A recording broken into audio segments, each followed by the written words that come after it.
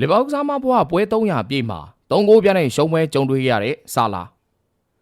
အားလုံးမင်္ဂလာပါခင်ဗျာဒီဇင်ဘာနဲ့အိုင်ဗတ်ခွန်ရှိကိုနဲ့ 5 miss agent ကနေပြန်လည်ပြီးတော့ကြိုဆိုလိုက်ပါတယ်ဆာလာတော့တကယ်ကိုပြာခတ်သွားခဲ့တဲ့ညပါပဲခဏခဏကြုံတွေ့လာတဲ့ရှုံးပွဲတွေမှာဆာလာအဓိကတရားခံတယောက်ဖြစ်ဝေဖန်ခံရတဲ့ဆာလာအတွက်တော့ဒါဟာအမတ်တညာရွာမဲ့အချိန်လို့ပဲဆိုရမှာဖြစ်ပါတယ်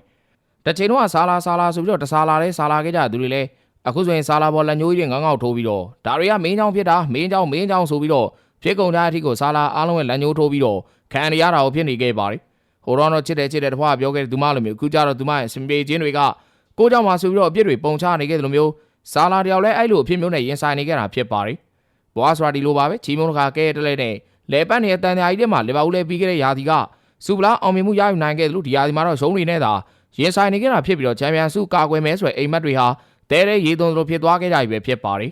ပြီးခဲ့တဲ့ညကစားခဲ့တဲ့ Nottingham Forest နဲ့ပွဲစဉ်ဟာဆာလာအတွက်လီဗာပူးစားမဘွားပွဲ300ပြည့်ပွဲစဉ်ဖြစ်ခဲ့ပြီးတော့ပွဲ300ပြည့်မှာ3ဂိုးလောက်သွင်းမယ်ဆိုပြီးအားခဲထားခဲ့တဲ့ဆာလာတယောက်အခုတော့3ဂိုးပြနဲ့အတူအရှုံးပေးသွားခဲ့တာဖြစ်ပါတယ်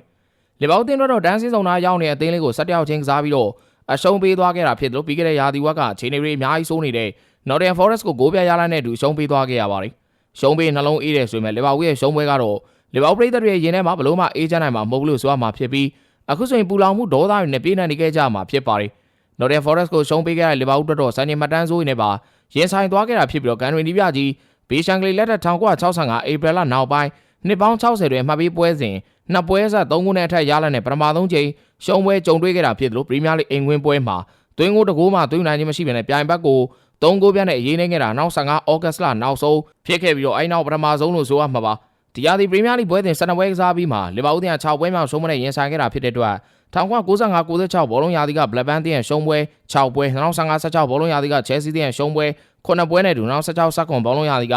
လက်စတာစီးတီးတင်ရဲ့ရှုံးပွဲ6ပွဲပြီးရင်ပွဲစဉ်7ပွဲပြီးမှပရီးမီးယားလိဂ်ရှုံးပွဲ6ပွဲနဲ့ထက်ရင်ဆိုင်ကြုံတွေ့ရတဲ့စတုထမြောက်လက်ရှိချန်ပီယံအသင်းဖြစ်လက်မှတ်တမ်းဝင်သွားခဲ့တာဖြစ်ပါတယ်။ Forest အသင်းကတော့1963နှစ်ကလီဗာပူးကိုအမှတ်ပေးပွဲအဝေးကွင်း2ပွဲစတိုင်နိုင်ရရှိပြီးနောက်ပိုင်းနှစ်ပေါင်း60နီးပါးတွင်ပထမဆုံးဖြစ်အဝေးကွင်းမှာ2ပွဲစတိုင်နိုင်ရရှိသွားခဲ့ကြတာပါ။လီဗာပူးတင်အခုလိုရလဒ်ဆိုးတွေရှုံးပွဲနဲ့ရင်ဆိုင်ကြုံတွေ့နေကြတာကသူတို့ရဲ့ရာသီအစာပိုင်းကစားမခေါ်မှုတွေမှာအသင်းရဲ့ခံစစ်ပိုင်းကိုတေချာလေးအာရုံမစိုက်ခဲ့ကြတဲ့အတွက်ကြောင့်လို့ဆိုရပါလိမ့်မယ်။နောက်တစ်ချက်ကအသင်းကနေထွက်သွားကြတဲ့ Luis Diaz, Darwin Núñez, Arnold နဲ့ Jota တို့လိုကစားမတွေရဲ့နေရာတွေအတွက်ဖြည့်တင်းနိုင်ခြင်းမရှိခဲ့ကြတဲ့အတွက်ကြောင့်ပဲဖြစ်ပါတယ်။ Alexander Isak နဲ့ Ekitike တို့က Darwin Núñez တက်ပို့ပြီးတော့အကြောင်းဆိုးနေခဲ့ကြသလိုဘယ်တော့မှလည်း Luis Diaz လိုစွမ်းဆောင်နိုင်တဲ့သူမရှိသေးတာပဲဖြစ်ပါတယ်။ Florian Wirtz ဟာDiego Jota ရဲ့ခြေပြားကိုမမိသေးတဲ့ကစားမလို့ပြောရင်လွန်မယ်မထင်ဘူးလို့ဆိုရမှာဖြစ်ပြီးလီဗာပူးစင်မှာဘာတွေပဲလှုပ်ပြခဲ့လီဗာပူးအတွက်တော့ဂျာမန်ကျယ်ဝင်းကပေးရတဲ့ဈေးနဲ့ဘလို့မှမတန်တဲ့ကစားမလို့ပဲဆိုရမှာပါအာနိုးနေရာမှာစားထိုးထားခဲ့တဲ့ frame ပေါင်နဲ့ပလင်းထောင်ပြီးတော့ကစားနေသလားထိမှန်းရလောက်အောင်ဒိုင်ယာရီကမပြီးနိုင်တော့မေးတွေ့ထားတာဖြစ်ပြီးတော့ဂျာပန်ကိုရောက်လာတဲ့ Robertson နေရာမှာအစားထိုးမှုပြုလုပ်ဖို့အတွက်ခေါ်ယူထားတဲ့ Gagas ကလည်းထိုင်ပြီးတော့ဆဲနေရသလိုဖြစ်နေခဲ့တဲ့ခါမှာတော့လီဗာပူးရဲ့အခြေအနေက